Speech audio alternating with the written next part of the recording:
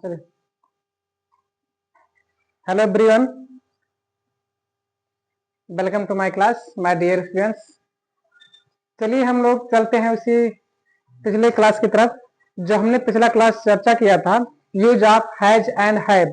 आज उसके हैज और हैव उसका जो प्रेजेंट होता है हैज है प्रेजेंट टेंस में होता है, प्रेजेंट टेंस का हैज है पास्ट में हैड होता है, यानी हैव का पास्ट हैड होता है। हैव प्रेजेंट टेंस में यूज होता है जबकि हैव का पास्ट टेंस हैड होता है। तो हैड का यूज जानेंगे। हैज और हैव में सबने बताया था उसका मतलब होता है रखना या संबंध या अधिकार दिखाना, वही सेम मीनिंग हैड का ही है, लेकिन ध्यान रहे वो प्रेजेंट टेंस में था, ये पास्ट टेंस में है। यानी वहां पे है, हूँ इत्यादि सब आते थे, यहाँ पे था, थी, इस टाइप के सेंटेंस आपको मिलेंगे। तो चले आपको बताते हैं हैड का प्रयोग। Use of had, use of use of use of had, use of had. Had means होता है रखना। जो मीनिंग हैव का होता है वह मीनिंग हैड का भी होता है। यानी ये जो है संबंध दिखाता है, किसी के साथ संबंध या फिर अधिकार बताता है, संबंध या अधिकार बताता है। यानी कोई चीज आपके पास अवेलेबल है, कोई वस्तु आपके पास पास्ट में था जो इस समय नहीं है, आपके पास कोई सामान कोई वस्तु आपके पास था जो इसमें वर्तमान में नहीं है, यानी वो चीजें पास्ट में चली गई हैं। वो चीजें कहाँ चली गई? पास्ट में चली गई है।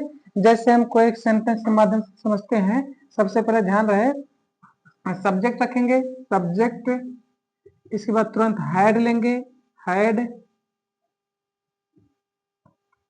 हैड।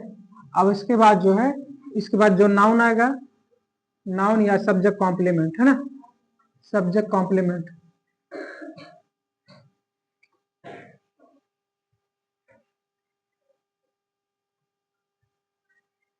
जैसे मेरे पास एक सेंटेंस है, मेरे पास एक घोड़ा था जो वर्तमान में नहीं है, इसमें बाइक है। घोड़ा पहले चलते थे, अब घोड़ा हम बेच दिए हैं, बाइक से चलते हैं।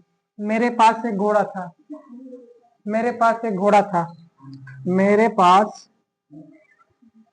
मेरे पास एक घोड़ा था, एक घोड़ा घोड़ा था, मेरे पास एक घोड़ा था। तो इसका सबसे पहले सब्जेक्ट होगा आई, मेरे पास यानी आई, आई के साथ है। ध्यान रहे हैड जो है सब्जेक्ट सिंगुलर है या सब्जेक्ट प्लूरल है, इसका कोई मायने नहीं रखता है, हैड केवल हैड ही आएगा। जबकि हैज को हम पढ़े थे, अगर सब्जेक्ट प्लूरल है तो हैड लगता था, सब्जेक्ट सिंगुलर है तो हैज यूज करते थे, लेकिन हैड को केवल हैड ही यूज करेंगे, इसका कोई सिंगुलर प्लूरल से कोई मतलब नहीं होता है ना। तो आई हैड आ मीन्स एक, हॉर्स, हॉर्स मीन्स होता घोड़ा, मेरे पास एक घोड़ा था, है ना। I had a horse. जैसे है राम के पास समय था, राम के पास समय था, समय था। इसका होगा राम, सब्जेक्ट है राम, तो राम सब्जेक्ट राम है, सब्जेक्ट राम है, राम के साथ हैड है। देखिए सब्जेक्ट है, सब्जेक्ट के सेकंड प्लेस पे हैड आएगा, है ना। Ram had, Ram had. आप कहेंगे राम हैड, राम के पास था, हैड मीन्स था, उसके पास, राम के पास। आप कहेंगे क्या था? हम कहेंगे समय था। आप कहेंगे क्या था? हम कहें समय था। यानी आपने क्वेश्चन किया, हमने जो रिप्लाई दिया वही सेंटेंस का ऑब्जेक्ट होता है। Ram had time. अच्छा, टाइम के साथ ए और एम नहीं लगता है, क्योंकि टाइम एक ऐसा नाउन है, टाइम अनकाउंटेबल नाउन है। टाइम क्या है? अनकाउंटेबल नाउन है, और अनकाउंटेबल नाउन के साथ कभी ए एन नहीं यूज होता है। जैसे एक सेंटेंस और है, सीता के पास कलम, सीता के पास एक कलम थी, सीता के पास एक कलम थी।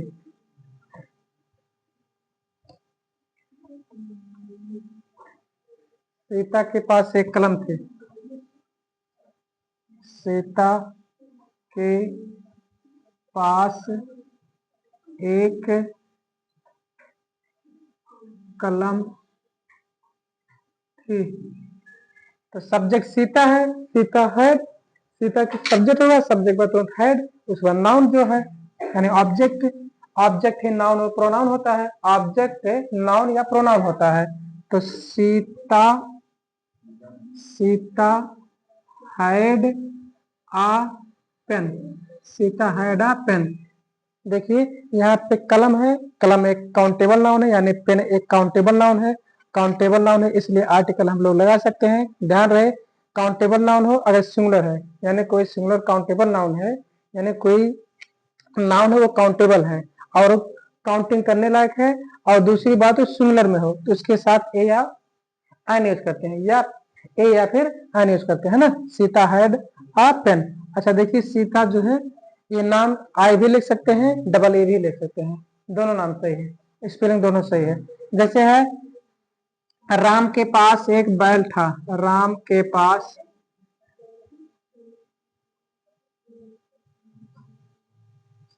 राम के पास एक बैल था, राम के पास एक बैल था, राम के पास एक बैल था। इसका आप लोग बताइएगा। राम, राम हैड हाँ आयन ऑक्स, क्यों? क्योंकि ऑक्स जो है ये नाउन है, नाउन कैसा है? वॉवेल है, यानी इसका जो साउंड आ रहा है हिंदी का वॉवेल आ रहा है। ध्यान रहे इसका जो भी साउंड आए वो साउंड किससे लिया जाता है? वो हिंदी के स्वर से लिया जाता है, हिंदी का स्वर, हिंदी के स्वर से। यानी किसी नाउन का जो साउंड आता है, अगर किसी नाउन का साउंड हिंदी के स्वर से स्टार्ट होता है उसके आगे आयन लगता है ना। ये इंग्लिश का वॉवेल है, इससे कोई मतलब नहीं है, इंग्लिश का वॉवेल है, कॉन्सोनेंट है, इससे कोई मतलब नहीं है ना। ये हिंदी का जो साउंड है, हिंदी इसका साउंड हिंदी के स्वर से अगर आए तो आयन लगता है ना। एक सेंटेंस है जैसे तुम्हारे पास समय था, तुम्हारे पास समय था, आपके पास समय लिख देते हैं, आपके पास समय था।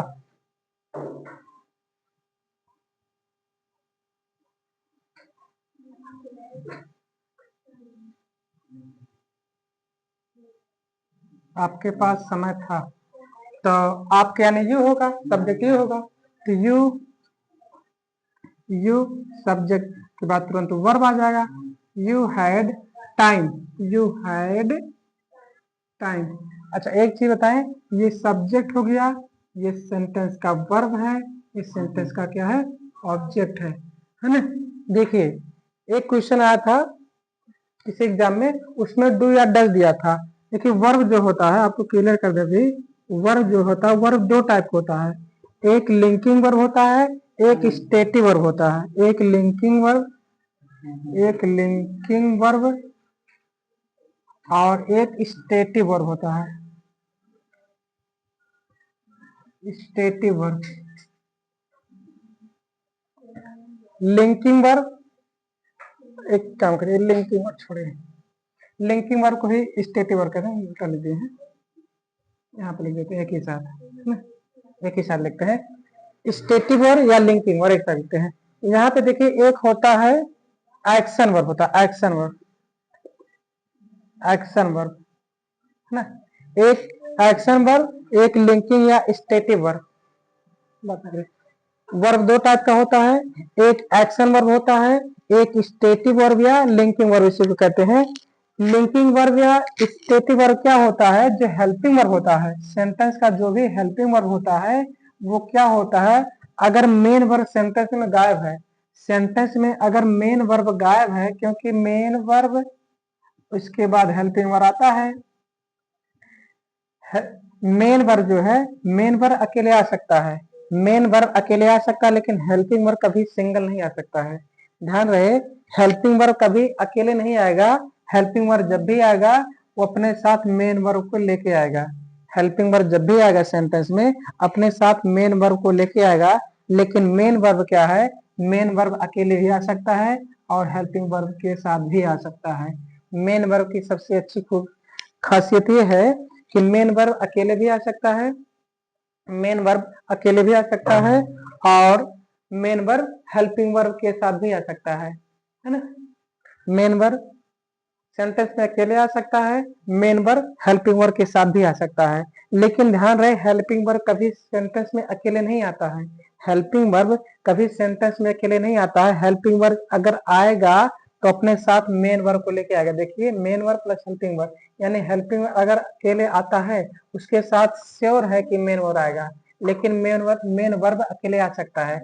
अच्छा एक चीज बताएं आपको, जो हेल्पिंग वर्ब है अगर मेन वर्ब गायब है, मेन वर्ब सेंटेंस से अब्सेंट है, तो जो हेल्पिंग वर्ब है यही हेल्पिंग वर्ब किसका रूप ले लेता है, मेन वर्ब का रूप ले लेता है।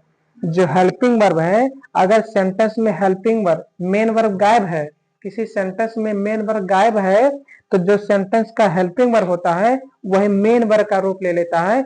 इसी को हम लोग स्टेटिव वर्ब कहते हैं। इसी को हम लोग क्या कहते हैं, स्टेटिव वर्ब या लिंकिंग वर्ब। यानी इसमें जो है उस सब्जेक्ट की क्या बताता है, ये केवल स्टेट बताता है। ऐसा वर्ब सेंटेंस में उस सब्जेक्ट क्या क्या बताता है, उस सब्जेक्ट का स्टेट बताता है, उसमें कोई एक्शन नहीं होता है। जैसे अभी हम लोग जितने सेंटेंस पढ़ रहे हैं उसमें सारे स्टेटिव वर्ब पढ़ रहे हैं, यानी सेंटेंस में कोई एक्शन नहीं हो रहा है। सब्जेक्ट के बारे में बता रहा कि सब्जेक्ट की स्टेट क्या, उसकी दशा क्या है। बता रहा कि आपके पास समय था, इसमें कोई एक्शन नहीं हो रहा है। तो बता रहा कि सब्जेक्ट के बारे में बता रहा है कि सब्जेक्ट के पास समय था, सब्जेक्ट कोई काम नहीं कर रहा है ना। इस टाइप के सेंटेंस, जैसे आपके सीता के पास एक लाल कलम थी, तो सीता कोई एक्शन थोड़ी कर रही है, सीता के बारे में बताया जा रहा है कि सीता जो है, सीता के पास कुछ था, यानी उसका लिंक कर रहा है, उसकी इसकी स्टेट बता रहा है। ऐसे वर्ब को हम लोग क्या कहते हैं, स्टेटिव वर्ब कहते हैं ना। अभी हम लोग जो पढ़ रहे हैं स्टेटिव वर्ब पढ़ रहे हैं। और हेल्पिंग वर्ब, ये जो हैड है ये हेल्पिंग वर्ब होता है, लेकिन ध्यान रहे ये हैड यहाँ पे कौन सा वर्ब का काम कर रहा है, मेन वर्ब का काम कर रहा है। ये हेल्पिंग वर्ब का काम अभी नहीं कर रहा है। अगर इसके साथ कोई मेन वर्ब आता, इसके साथ कोई मेन वर्ब सेंटेंस में आया होता तो ये हेल्पिंग वर्ब बन जाता, लेकिन मेन वर्ब इसमें गायब है। तो यही अब जो हैड है, हैड जो पहले हेल्पिंग वर्ब था, यही इस समय मेन वर्ब का काम कर रहा है ना। तो इस चीज को आप ध्यान रखिए, है ना। बाकी वर्ब जब पढ़ेंगे हम लोग बहुत विस्तार से इससे बात करेंगे, है ना। एक एक चीज आपको खोल कर रख देंगे, बहुत अच्छे से बहुत विस्तार से बताएंगे। इसके पहले आप इंग्लिश कहीं नहीं पढ़ेंगे इतने बेहतरीन जैसा हम आपको बताने वाले हैं। बस मेरे साथ आप टाइम दीजिए, है ना। छोटी छोटी चीजों से हम आगे बढ़ेंगे। बहुत हमने जानबूझ के बहुत छोटा स्टेप लिया है ताकि आपको जो बिगिनर स्टूडेंट्स हैं, हमारे जो नए नए विद्यार्थी हैं जो कभी इंग्लिश नहीं पढ़े हैं, उनको समझ में आ जाए। हम उनको रिलेट कर रहे हैं, हिंदी से इंग्लिश ट्रांसलेट कैसे होती है, इसकी मीनिंग कैसे निकालनी है, उसको पूरा रिलेट कर रहे हैं, फिर धीरे धीरे आगे बढ़ते जाएंगे, है ना। तो इस टाइप के सेंटेंस है, जैसे एक सेंटेंस लेते हैं कि मेरे पास एक गाय थी। एक सेंटेंस लेते हैं कि मेरे पास एक गाय थी।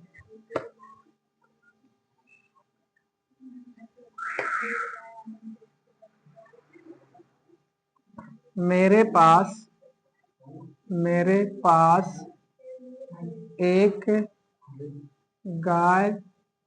एक गाय थी, है ना। तो इसका होगा आई सब्जेक्ट के बाद वर्ब तुरंत, है ना।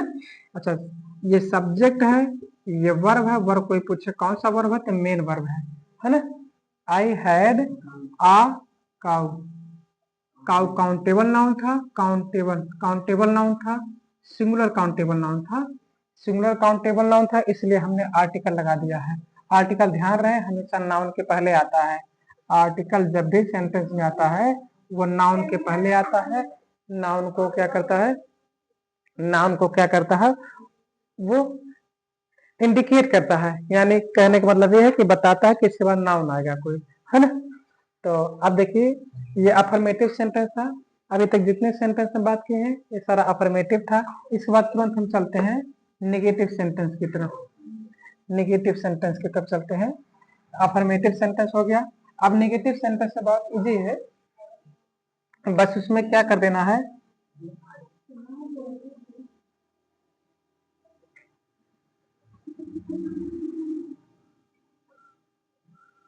नेगेटिव सेंटेंस नकारात्मक वाक्य, नकारात्मक वाक्य, नकारात्मक वाक्य, है ना। ध्यान रहे सब्जेक्ट आएगा, सेकंड प्लेस पर हैड पहले आ रहा था, हैड आज भी आएगा। थर्ड प्लेस पे नॉट लगा देना है। इसके बाद जो भी ऑब्जेक्ट होगा, है ना, या सब्जेक्ट कॉम्प्लीमेंट जो भी कुछ होगा, जैसे है सीता के पास कलम नहीं था। सेंटेंस लेते हैं, सीता के पास कलम नहीं था। सीता के पास कलम नहीं था। देखिए सब्जेक्ट है Sita, Sita had not a pen. Subject हो गया सीता, हैड मेन वर्ब हो गया, थर्ड प्लेस पे हमने नॉट बताया था, नॉट आ गया। ऑब्जेक्ट है, ऑब्जेक्ट नाउन या प्रोनाउन होता है, तो ऑब्जेक्ट नाउन या प्रोनाउन तो नाउन है, पहले एक नाउन है तो नाउन सिंगुलर काउंटेबल नाउन था इसलिए हमने ए लगा दिया, सिंगुलर नाउन था इसलिए हमने ए लगा दिया, सिंगुलर काउंटेबल नाउन है ना। जैसे सेंटेंस एक और लेते हैं, उस आपके पास समय नहीं था। आपके पास समय नहीं था, समय नहीं था। आपके पास समय नहीं था, है ना। तो आपके यानी सब्जेक्ट क्या हो जाएगा, यू हो जाएगा। सेकंड प्लेस पर हैड हो जाएगा। सेंटेंस में नॉट है तो थर्ड प्लेस पर नॉट दे देंगे। क्या नहीं था, आप कहेंगे सर क्या नहीं था, तो हम बोलेंगे समय नहीं था, तो आप कहेंगे सर समय जो है नाउन है, नाउन है कि प्रोनाउन है, तो हम कहेंगे नाउन है, तो आप कहेंगे नाउन जो है। इसके आगे आप आर्टिकल क्यों नहीं लगाए, ए या एन क्यों नहीं लगाए, तो हम आपको ये बताएंगे टाइम एक अनकाउंटेबल नाउन है, टाइम काउंटेबल नाउन नहीं है, टाइम अनकाउंटेबल नाउन है, यानी जिसकी काउंटिंग नहीं की जाती है, जिसकी काउंटिंग ना की जाती हो, ऐसे सेंटेंस ऐसे नाउन के आगे हम आर्टिकल ए एन नहीं लगाते हैं, है ना। ठीक है, अब एक सेंटेंस और लेते हैं इसी टाइप का, नेगेटिव सेंटेंस।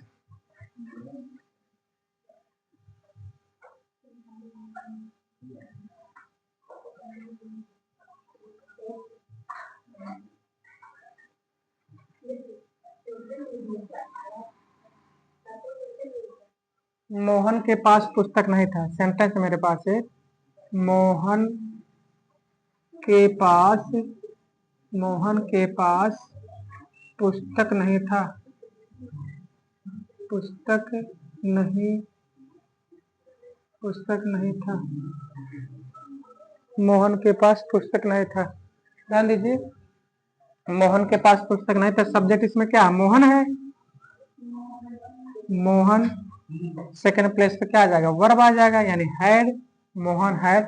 सेंटेंस नॉट है तो नॉट देंगे, थर्ड प्लेस पे नॉट आ जाएगा। मोहन हैड नॉट क्या नहीं था, बुक नहीं था, तो बुक एक काउंटेबल नाउन है, सिंगुलर है, इसलिए जो क्या दे देंगे, आप बुक लिख देंगे।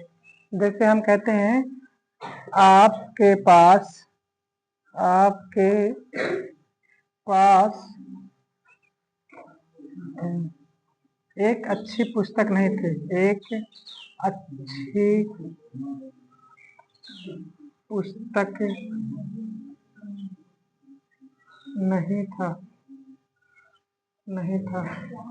आपके पास एक अच्छी पुस्तक नहीं था, तो यू, ध्यान दो, यू हैड, है ना, you had not, sentence not है, you had not a good, good book,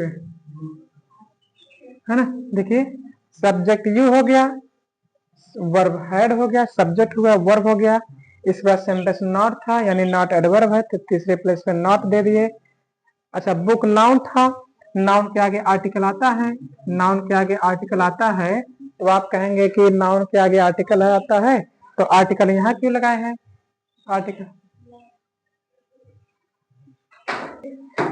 आपके पास एक अच्छी पुस्तक नहीं थी। सब्जेक्ट सबसे पहले लिखेंगे हम लोग, फिर वर्ब लिखेंगे, फिर थर्ड प्लेस पे नॉट बताए थे, नॉट लिखेंगे।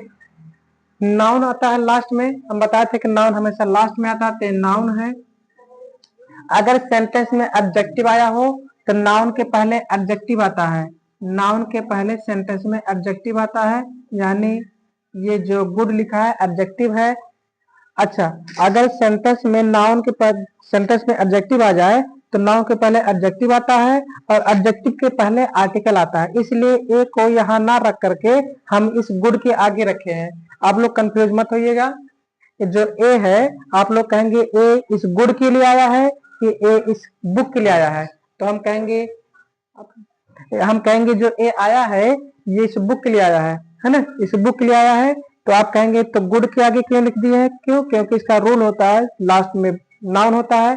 सेंटेंस में अगर एडजेक्टिव है तो नाउन के पहले एडजेक्टिव आता है, एडजेक्टिव के पहले आर्टिकल आता है, यानी जैसे जैसे बीच में कोई वर्ड आता रहेगा ये आर्टिकल पीछे आता रहेगा, पीछे आता रहेगा, है ना। अगर गुड हटा देते तो ये जो है आर्टिकल सीधा यहाँ आ जाता, गुड आ गया तो आर्टिकल थोड़ा पीछे आ जाएगा। अगर सेंटेंस में एडवर्ब भी होता तो फिर आर्टिकल एक स्टेप पीछे आता, यहाँ पे एडवर्ब हो जाता। ये प्रोसेस चलती है ना। इसी टाइप के एक सेंटेंस और लेते हैं कि उसके पास कार नहीं थी, उसके पास कार नहीं थी।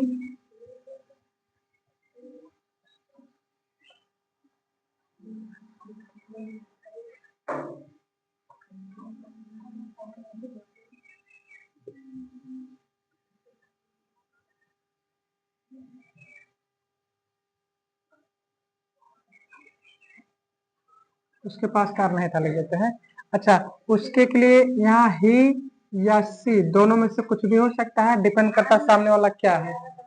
ज्यादातर जो है अगर ऑप्शन में अगर आपको ऐसे मिले और क्वेश्चन पूछ दे कि ही सही है कि सी सही है, तो हमेशा प्रेफर ही को दिया जाता है ना। जबकि दोनों सही है, गलत नहीं है, लेकिन प्रेफर हमेशा अगर मतलब ऐसे डाउट है, सब्जेक्ट क्लियर नहीं है, उसमें ही को प्रेफर किया जाता है।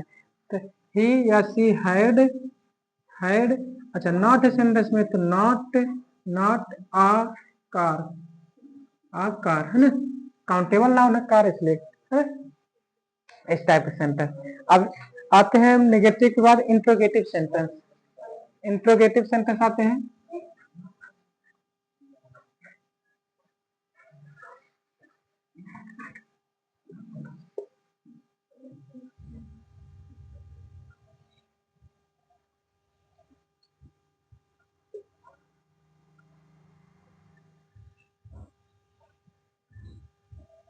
इंट्रोगेटिव सेंटेंस प्रश्नवाचक वाक्य।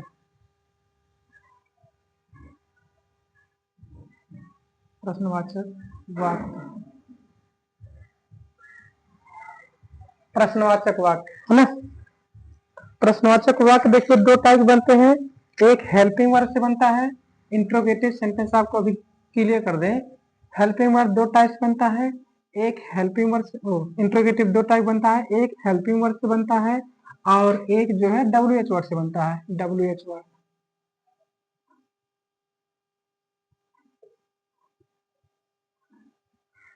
यानी अगर सेंटेंस में इंट्रोगेटिव सेंटेंस है, अगर सेंटेंस क्या से स्टार्ट होता है तो उसके पहले हम लोग सब्जेक्ट के प्लेस पर हेल्पिंग वर्ड, यानी हेल्पिंग वर्ड या मेन वर्ड जो भी है, हेल्पिंग वर्ड या मेन वर्ड जो भी सेंटेंस है, सेंटेंस जो भी है हेल्पिंग वर्ड या मेन वर्ड से सेंटेंस जो भी है सेंटेंस आ रहा है, अगर सेंटेंस क्या से स्टार्ट हो रहा है, ध्यान दीजिए, अगर सेंटेंस क्या से स्टार्ट हो रहा है तो सब्जेक्ट से पहले हम सीधा वर्ब रख देंगे। अगर सेंटेंस से क्या से स्टार्ट हो रहा है तो हम सबसे पहले क्या रख देंगे, सब्जेक्ट से पहले वर्ब रख देंगे, दूसरे स्थान पे क्या रख देंगे, सब्जेक्ट रखेंगे। यानी पहले जहां सब्जेक्ट हाँ होता है इसलिए लिखे हैं, है ना। जो सेंटेंस अगर क्या से स्टार्ट होता है तो जहां पे हम लोग पहले सब्जेक्ट से सेंटेंस को स्टार्ट करते थे, अब सब्जेक्ट से ना स्टार्ट करके किससे स्टार्ट करेंगे, वर्ब से स्टार्ट करेंगे। यानी सबसे पहले वर्ब रखेंगे, उसके बाद सब्जेक्ट लिखेंगे, फिर अगर सेंटेंस में नॉट है तो सब्जेक्ट नॉट रखेंगे, फिर बाकी ऑब्जेक्ट रखेंगे। अच्छा, कोई सेंटेंस बीच में क्वेश्चन वर्ड बीच में आता है, किसी किसी सेंटेंस ऐसा होता है कि क्वेश्चन वर्ड सेंटेंस के बीच में आता है।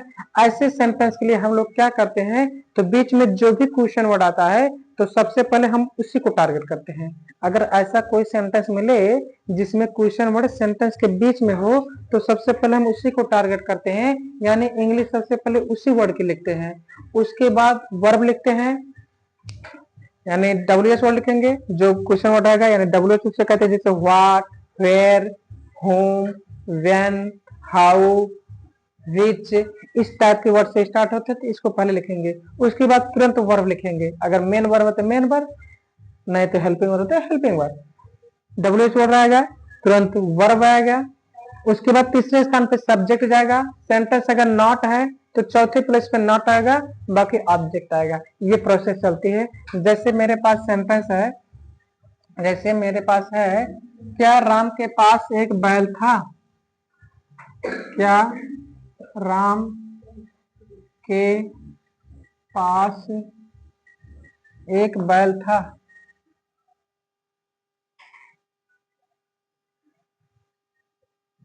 क्वेश्चन वर्ड ध्यान रखिए, ये क्वेश्चन वर्ड लगाना मत भूलिएगा। देखिए राम है, राम सब्जेक्ट है, इसी सब्जेक्ट के अकॉर्डिंग वर्ब लगता है। बहरहाल हैड जो है सब्जेक्ट सिंगुलर है, प्लूरल है, इससे कोई मतलब नहीं, केवल हैड आता है तो केवल आप हैड कर दीजिए, तुरंत सब्जेक्ट रखिए। राम, ध्यान रहे किसी का नाम हो तो उसका फर्स्ट लेटर कैपिटल होता है, यानी प्रॉपर नाउन है। Had Ram, had Ram. अब क्या है? An ox, an ox question mark, had Ram an ox, क्या राम के पास बैल था? जैसे देते हैं सेंटेंस और, क्या आपके पास समय था? क्या आपके पास, आपके पास पास समय, समय था? क्या आपके पास समय था? तो आप है तो वर्ब लिखेंगे सबसे पहले हैड, फिर आप यानी यू, हैड यू क्या time, had you time, had you time. देखिए हिंदी में कितना बड़ा सेंटेंस है, इंग्लिश में कितना छोटा, 3 स्टेप में है ना, 3 वर्ड है ना। यानी करा हैड मीन्स हो गया क्या, हैड मतलब क्या हो गया, क्या क्या प्लेस ले लिया, यू माने आपके, समय यानी समय था, यानी हैड पास भी ले लिया, यानी आपके पास कोई चीज था। अब हैड जो है ये भी ले लिया कि आपके पास कोई था, और क्या का भी स्थान ले लिया। क्यों? क्योंकि हमने जो है सब्जेक्ट से पहले वर्ब रख देंगे, पूरा सेंटेंस क्या बन जाता है, क्वेश्चन बन जाता है ना। जैसे हम फिर सेंटेंस देते हैं कोई,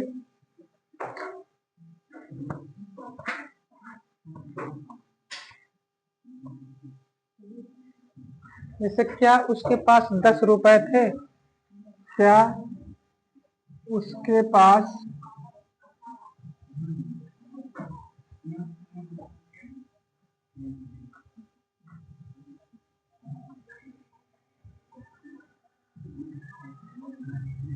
क्या उसके पास 10 रुपए थे, है ना। तो हैड है, सेंटेंस हम लोग स्टार्ट करेंगे हैड से, वर्ब से स्टार्ट करेंगे, वर्ब से स्टार्ट करेंगे, हैड से स्टार्ट करेंगे है ना, वर्ब से स्टार्ट करेंगे। तो ही हैड ही 10 रुपीज का, 10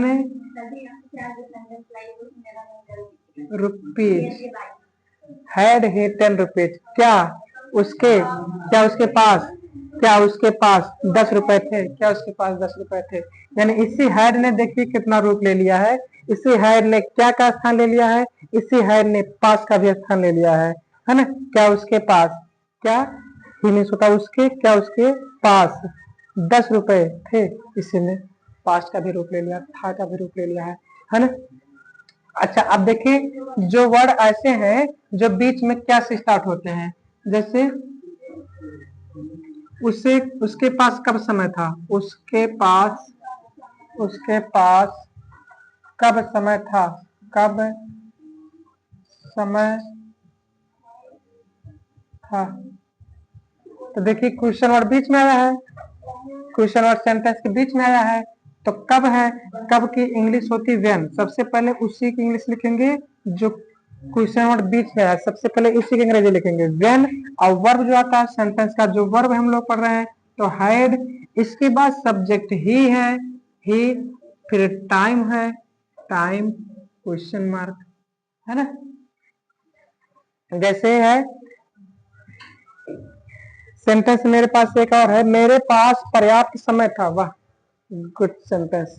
मेरे पास पर्याप्त समय था लेकिन मैंने समय को क्या कर दिया, गंवा दिया, मैं तो सोने में गंवा दिया, मैंने सोने में गंवा दिया। मेरे पास पर्याप्त समय था, मेरे पास पर्याप्त समय था, समय था, मेरे पास पर्याप्त समय था।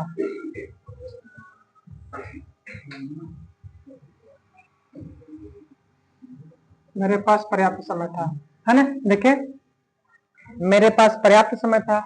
इस सेंटेंस ना तो नेगेटिव है, सेंटेंस ना तो इंट्रोगेटिव है, इस सेंटेंस अफर्मेटिव है। सेंटेंस कैसा है? अफर्मेटिव। तो I had enough, enough means होता पर्याप्त। I had enough time, I had enough time, मेरे पास पर्याप्त समय था, मेरे पास पर्याप्त समय था, है ना। तो अब एक काम करते हैं, आप लोग को हम होमवर्क रखते हैं क्वेश्चन में, आपके लिए होमवर्क सब मिला के देते हैं, आप लोग घर पे सॉल्व करिएगा, कमेंट करके बताइएगा, कोई दिक्कत हो मुझे बताइएगा। हम सेंटेंस बोल रहे हैं, आप लोग नोट डाउन करिएगा। जैसे है, नोट डाउन करिएगा। जैसे है, हम लोगों के पास एक कार थी, हम लोगों के पास एक कार थी, नोट डाउन करिए। हम लोगों के पास एक कार थी। हाँ, सीता के पास एक गुड़िया थी, सीता के पास एक गुड़िया थी, नोट करते जाइएगा। आगे है,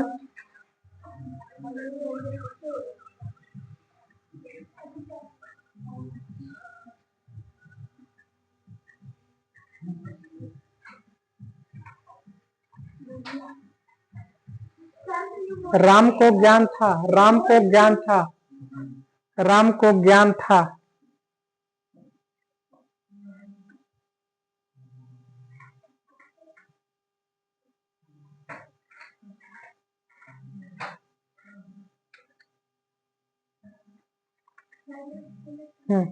चलिए, है ना, इतने सेंटेंस हो गए, आप करके आइएगा।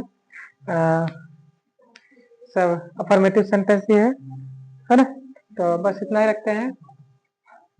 कल हम पढ़ेंगे इसी के आगे।